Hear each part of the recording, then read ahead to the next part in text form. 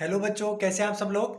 आज आपकी मैथ्स की ऑनलाइन क्लास है और मैथ्स का जो चैप्टर नंबर 2 जिसकी अपन 2 क्लास ले चुके हैं, पार्ट ए और पार्ट बी। तो आज आपकी पार्ट सी यानी थर्ड ऑनलाइन क्लास है और इसमें अपन बचा हुआ चैप्टर पढ़ेंगे। तो आइए चैप्टर नंबर 2 मैथ्स का उसका पार्ट सी अपन पढ़ते हैं। चलो बच्चों, तो स्टार्ट करते हैं अपना चैप्टर। ठीक है, पूर्ण संख्याएं पार्ट 2। ठीक है, अपना इस वीडियो तीसरा वीडियो है, सी वीडियो है ये। ठीक है, यानी 2 पार्ट अपन कर चुके हैं। सबसे पहले मैं ये बता दूं कि अपन ने 2 पार्ट जो अपन ने पढ़ लिए हैं उसमें अपन ने 2.1 पूरी कर ली, 2.2 का क्वेश्चन नंबर 1, क्वेश्चन नंबर 2 प्रश्नावली का क्वेश्चन नंबर 3 और क्वेश्चन नंबर 4 तक कर लिया था पिछले वीडियो में। ठीक है, तो अब अपन इसको आगे इसमें 3 क्वेश्चन बचे, क्वेश्चन नंबर 5, क्वेश्चन नंबर 6 और क्वेश्चन नंबर 7। तो ये 3 क्वेश्चन अभी करेंगे, फिर उसके बाद में 2.3 के बारे में पढ़ेंगे। ठीक है, तो देखो क्वेश्चन नंबर 5 क्या है। मेरे पास अभी बुक नहीं है तो मैं मैंने मेरे लैपटॉप में वीडियो मतलब क्वेश्चन एक्सरसाइज खोल रखी है, तो वहाँ से आपको मैं क्वेश्चन नंबर 5 और 6 एक बार पढ़वा देता हूँ। फिर मैं आपको ये दोनों क्वेश्चन बोर्ड पे करके 5 में करूँगा, 6 आपको खुद करना होगा। तो बच्चों, ये हमारा क्वेश्चन नंबर 5 कि किसी टैक्सी ड्राइवर ने अपनी गाड़ी में पेट्रोल की टंकी में सोमवार को 40 लीटर पेट्रोल भरवाया। अगले दिन उसने टंकी में 50 लीटर पेट्रोल भरवाया। यदि पेट्रोल का मूल्य 44 रुपये लीटर था तो उसने पेट्रोल कुल कितना व्यय किया। ठीक है, यानी सोमवार को कितना भरवाया 40 लीटर और अगले दिन कितना भरवाया 50, और 1 लीटर की कितनी कॉस्ट है 44 रुपये। तो इस सवाल को कैसे करेंगे आइए अब मैं बोर्ड पे बताता हूँ। चलिए, तो ये था हमारा सवाल नंबर 5, क्वेश्चन नंबर 5 कि सोमवार को कितना भरवाया उसने 40 लीटर, अगले दिन कितना भरवाया 50 लीटर और कीमत कितनी है प्रति लीटर 44 रुपये प्रति लीटर। ठीक है, तो अपन क्या करेंगे, पहले कुल पेट्रोल निकाल लेंगे 40 और 50 को जोड़कर, और फिर सारे पेट्रोल की कीमत निकालने के लिए अपन क्या करेंगे 44 से उसका गुणा कर देंगे। ठीक है, यही करेंगे भाई। 1 लीटर अगर 44 रुपये का तो पहले तो टोटल बता लो भाई, दोनों दिन कितने लीटर लिया और उसके बाद गुणा कर दो। ठीक है, तो कुल कीमत पेट्रोल की कुल कीमत कैसे आ जाएगा, अपन क्या करेंगे 44 को गुणा कर देंगे किससे 40 और 50 के योग से, यानी 40 और 50 को जोड़कर 44 से उसका क्या कर देंगे गुणा कर देंगे। ठीक है, अब इस सवाल को आपको कैसे करना है, 44 को एक बार इससे गुणा करना है और एक बार इससे वितरण गुण से करना है, जो अपने पिछली बार पढ़ा था, सीधा नहीं करना। तो आप क्या करोगे 44 को एक बार किससे करोगे 40 से, प्लस 44 को एक बार किससे कर दोगे 50 से। वितरण गुण से करना है कि इसको एक बार इससे कर देंगे और एक बार इससे। ये हो गया मेरा ए, ये हो गया बी और ये हो गया सी। तो अपन ने पढ़ा था ना ए इंटू बी प्लस सी क्या होता था, ए इंटू बी प्लस ए इंटू सी। तो ऐसे अपन कर देंगे, इसको एक बार इससे गुणा कर देंगे और एक बार बीच में प्लस आ जाएगा। अब 44 को 4 से 44 को इससे करें तो आ जाएगा 176 1670 प्लस 44 को 5 से करेंगे तो आ जाएगा 2200। ठीक है, और अब इन दोनों को जोड़ देंगे तो कितना आएगा 0 0 और 6 7 और 2 9 2 और 1 3 3960 रुपये कुल कीमत आ जाएगी। ठीक है, तो क्वेश्चन नंबर 5 ऐसा है। अब 6 भी आपको ऐसा ही करना है। क्वेश्चन मैं बोर्ड पे आपको मतलब लैपटॉप पे दिखा के आपको समझा देता हूँ, फिर करना आपको सिर्फ ऐसे ही है। आपको 2 चीज़ दे रखी है, उनको जोड़ना है, फिर 1 से गुणा करना है, ऐसे जोड़ना कैसे कोष्टक में और बाहर ऐसे गुणा करना है, और फिर वितरण गुण से उसको हल करना है। तो देखिए बच्चों, हमारा सवाल नंबर 6 है। कोई दूध वाला एक होटल को सुबह 32 लीटर दूध देता है और शाम को 68 लीटर दूध देता है। यदि दूध का मूल्य 45 रुपये प्रति लीटर है तो दूध वाले को प्रतिदिन कितनी धनराशि प्राप्त होगी। तो अपन क्या करेंगे 32 लीटर और 68 लीटर को जोड़ देंगे और 45 से गुणा करेंगे। तो आप कैसे लिखोगे 45 गुणा और फिर कोष्टक में लिख दोगे 32 प्लस 68। पहले 45 आएगा, फिर कोष्टक में 32 और 68 जुड़ जाएगा। फिर वितरण गुण से आप 45 को एक बार 1 से करोगे, फिर दूसरे से गुणा करोगे, वितरण गुण से जैसे अपने सवाल नंबर 5 किए वैसे कर लोगे। अब सवाल नंबर 6 भी आपका सीधा है। आपको क्या मैच करना है कौन से में कौन सा गुण लग रहा है, पहले में कौन सा गुण लग रहा है, दूसरे में और तीसरे में। तो देखो यहाँ पे 425 इंटू 136, तो 425 कर दिया और 136 को 3 भागों में वितरण कर दिया। तो ये कौन सा लग गया वितरण गुण लग गया। तो पहला का आंसर कितना हो जाएगा योग पर गुणन का वितरण। इसमें 2 49 50 2 50 49, यानी कि अपन ने क्या कर दिया गुणा में चीज़ों को आगे पीछे कर दिया। ठीक है, 50 को इधर ले आया, 49 को उधर ले आया। ठीक है, 50 ने और 49 ने अपने आगे जगह बदल ली, और जगह बदलने को क्या बोलते हैं क्रम विनिमय, और यहाँ पे क्या हो रहा है गुणा, तो गुणन की क्रम विनिमय, तो सेकंड का आंसर हो जाएगा ए। ठीक है, उसके बाद अपन बात करें 800 2005 20, अब इस 80 2005 और 20, तो 80 20 2005, यहाँ पे 2005 और 20 ने अपनी जगह बदल ली, तो ये हो गया योग का क्रम विनिमय गुण। ये मैंने आपको पहले प्रीवियस क्लास में सिखाया था। तो यहीं पे हमारी आपकी प्रश्नावली 2.2 के बचे हुए सवाल 4 तक अपन ने कर लिए थे, 5 मैंने बता दिया, 6 वैसा ही है जैसे 5 में होगा, 7वां मैंने अभी आपको यहीं पे करवा दिया है। ठीक है, अब अपन चलते हैं प्रश्नावली 2.2 के बारे में, 2.3 के बारे में। चलिए, तो अब अपन चलते हैं प्रश्नावली 2.3 की तरफ। ठीक है, उससे रिलेटेड कुछ चीज़ें सीखते हैं। तो इसमें अपन को क्या करना है, शून्य में शू में बड़ा आता है शायद, शून्य ज़ीरो के बारे में पढ़ते हैं। देखो, ज़ीरो के कुछ गुण पढ़ते हैं। सबसे पहले योग में दो चीज़ों को जब जोड़ते हैं, योग करते हैं, तो जैसे मान लो किसी भी संख्या को में आप ज़ीरो जोड़ोगे, शून्य जोड़ोगे ज़ीरो, तो आंसर क्या आएगा, वो संख्या खुद आएगा। जैसे 7 में आप ज़ीरो जोड़ो तो आंसर क्या आएगा, 7। अब कई बच्चे क्या करते हैं, 7 + 0 क्या कर देते हैं, 0 कर देते हैं। लेकिन किसी भी संख्या में, चाहे वो पूर्ण संख्या हो चाहे वो प्राकृत संख्या हो, ठीक है, पूर्ण संख्या क्या होती है, जो प्राकृत संख्या होती है वो 1 2 3, मैंने आपको पहली क्लास में बताया था। वे संख्याएँ जो 1 से चालू होती है और अनंत तक जाती है वो प्राकृत संख्याएँ, और वे संख्याएँ जो 0 से चालू होती हैं और फिर 0 के बाद 1 2 3 अनंत तक जाती है, उनको पूर्ण संख्याएं बोलते हैं। अपन ने तो 2 तरह की संख्याएं अपन ने पढ़ लिया था शुरू में वीडियो में, आप चाहे वापस जाके उस वीडियो को देख सकते हैं। तो कभी भी किसी पूर्ण संख्या प्राकृत संख्या में आप 0 को जोड़ते हो तो आंसर हमेशा क्या आता है, वो संख्या खुद आता है। अब बात करते हैं गुणा की।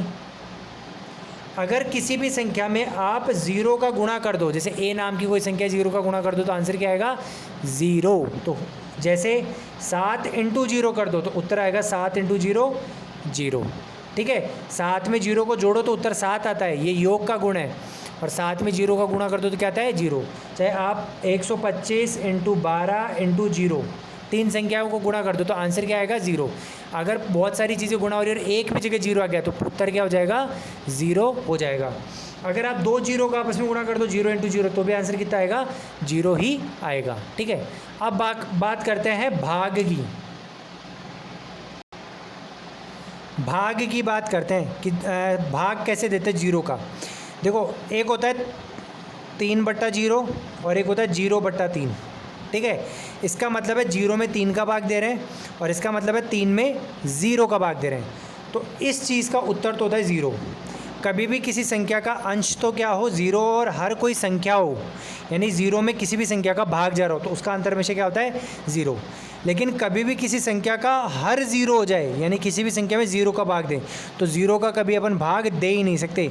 इसलिए इसका आंसर मानते हैं अपन इन्फिनिटी, अनंत मानते हैं, इसका उत्तर ज्ञात नहीं किया जा सकता। ठीक है, ये बहुत इंपॉर्टेंट चीज़ है, ध्यान रखना। किसी भी चीज़ के ऊपर 0 आ जाए और नीचे कोई संख्या आ जाए 0 के अलावा तो उसका आंसर क्या हो जाएगा, 0।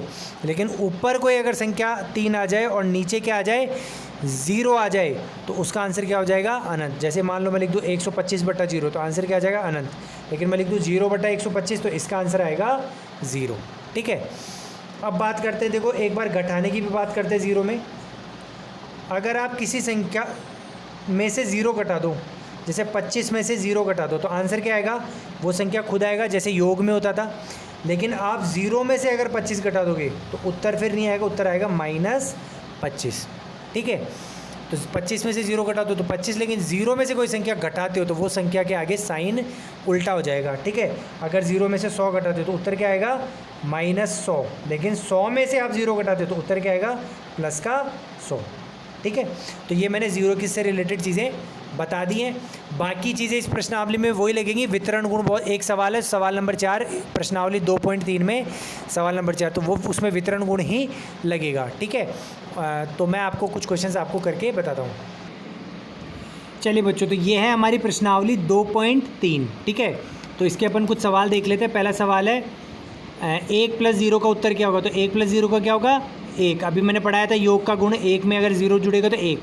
0 × 0 का आंसर 0। 0/2 तो नीचे 0 नहीं है तो इसका आंसर आ जाएगा 0। लेकिन अगर यहाँ 2/0 होता तो आंसर आता अनंत। 10 - 10/2 तो 10 में से 10 कम कर दो, कितना आएगा, 0। तो 0/2 फिर आंसर क्या हो जाएगा, 0 हो जाएगा।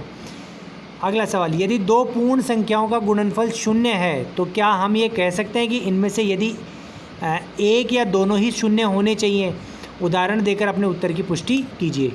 तो दो चीज़ों का गुणा अगर ज़ीरो आए तो उसमें से एक संख्या, जैसे मान लो 5 है, 5 इंटू 0 कर दूँ मैं, तो आंसर कितना जाएगा 0। तो दोनों का 0 होना ज़रूरी नहीं है, एक संख्या अगर 0 हो जाएगी तो भी दोनों का गुणनफल क्या हो जाएगा, 0 हो जाएगा। ठीक है, तो इसका उत्तर क्या हो जाएगा, जैसे मान लो आप उदाहरण क्या दोगे कि एक संख्या के शून्य होने पर ही उत्तर 0 हो जाएगा, और उदाहरण क्या दोगे 5 इंटू 0 बराबर 0।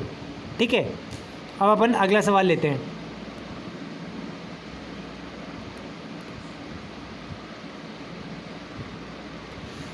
यदि दो पूर्ण संख्याओं का गुणनफल 1 है तो हम ये कह सकते हैं कि इनमें से एक या दोनों ही 1 के बराबर होनी चाहिए, उदाहरण देकर अपना उत्तर की पुष्टि कीजिए। अब देखो दोनों संख्याएं 1, तो देखो जैसे आप मान लो एक संख्या ले लो 5 और एक ले लो 1, तो 5 एकम क्या आएगा, 5 आएगा। तो दोनों का गुणनफल 1 तो तभी आएगा जब दोनों संख्या क्या हो, 1। एक एकम 1 ही होता है, 1 को 1 से गुणा करो तो 1 आता है, नहीं और कोई संख्या ले लोगे 1 के साथ में तो गुणा करने पर 1 कभी भी नहीं आएगा। तो यहाँ पे क्या आएगा, दोनों संख्याओं का 1 होना ज़रूरी है, तभी गुणनफल 1 आएगा। जैसे 1 इंटू 1 बराबर 1, लेकिन 1 इंटू और दूसरी संख्या चेंज कर दो, आप जैसे मान लो 3 ले लो, तो 1 इंटू 3 करोगे तो उत्तर फिर 1 नहीं रहेगा, फिर क्या हो जाएगा, 3 हो जाएगा। ठीक है, तो इस तरीके से आप इसमें क्या लिख दोगे, दोनों संख्याओं का 1 होना ज़रूरी है, जैसे 1 इंटू 1 बराबर 1 और 1 इंटू 3 बराबर 3, ऐसे दो उदाहरण दे दोगे। क्वेश्चन नंबर 4 अपन ऐसा देखो प्रश्नावली 2.3 में कर चुके हैं। एक बार मैं आपको इसका हिंट बता दूंगा कैसे करना है। 728 इंटू 101, तो आप क्या कर दोगे 728 इंटू कोष्टक में लिख दोगे 100 प्लस 1। ठीक है, तो इसको कैसे करना है मैं भी वीडियो के एंड में बता दूंगा।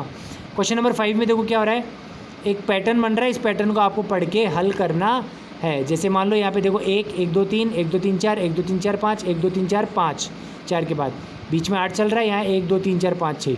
यहाँ पे देखो 9, फिर 9 से पीछे 8, फिर 9 8 7, फिर 9 8 7 6, 9 8 7 6 5। तो अगला पैटर्न बनाओगे तो क्या आएगा, यहाँ पे 1 2 3 4 5 6 इंटू 8 प्लस 5 के बाद क्या आ जाएगा 6, और यहाँ पे आ जाएगा 9 8 7 6 5 और एक संख्या और जुड़ जाएगी 4। ऐसे आप अगला चरण भी लिख सकते हो। तो 2 चरण आपको खुद को लिखना है, तो आप ये खुद कर लेंगे। ठीक है, समझ में आ गया होगा। अब ये वितरण गुण वाले कैसे करना है एक बार मैं वापस बता देता हूँ, वैसे आपको करवा चुका हूँ ऐसे सवाल, और उसी के साथ ही आज अपना पाठ समाप्त हो जाएगा। तो बच्चों क्वेश्चन नंबर 4 मैंने आपके लिए लिख दिया है। वैसे 5 पार्ट है इसके, A B C D E वाला भी सेम इनकी जैसे ही, तो मैं 4 बता देता हूँ कैसे करना है। आप इसमें क्या लिख दोगे 728 इंटू 101 को लिख दोगे 100 प्लस 1, वितरण गुण लगा दोगे। अब 728 एक बार इससे गुणा कर दोगे और एक बार इससे, और बीच में क्या आ जाएगा, प्लस आ जाएगा। ठीक है, ऐसे ही मैंने हिंट दिया आपको, यह सवाल हल नहीं किया है कि आप इतना ही लिख के छोड़ दो, आगे फिर आपको करना भी है इसको। ठीक है, इसमें क्या लिख दोगे 5 7 3 4 इंटू 1000, 1000 एक है ना, तो 1000 प्लस 1, फिर इसमें भी इसको इससे गुणा कर दोगे और इससे। पीछे वाले सवाल आप देख लेना मैंने वितरण गुण कैसे लगाया हुआ है। ठीक है, रिवाइंड करके। तो अपन ने प्रश्नावली 2.2 का क्वेश्चन नंबर 3 या 4 में से सवाल है ऐसा। ठीक है, चौथे में है 2.2 का चौथा सवाल, और 3.2 का भी 2.3 का चौथा सवाल भी यही है, और पिछली एक्सरसाइज का चौथा सवाल भी ऐसा ही था, उसको देख के आप कर लेंगे। इसमें क्या हो जाएगा 824 इंटू 25 को आप लिख दोगे 20 प्लस 5। ठीक है, तो एक बार 824 को इससे गुणा कर दोगे और एक बार इससे गुणा कर दोगे। ठीक है, और बीच में क्या आ जाएगा प्लस।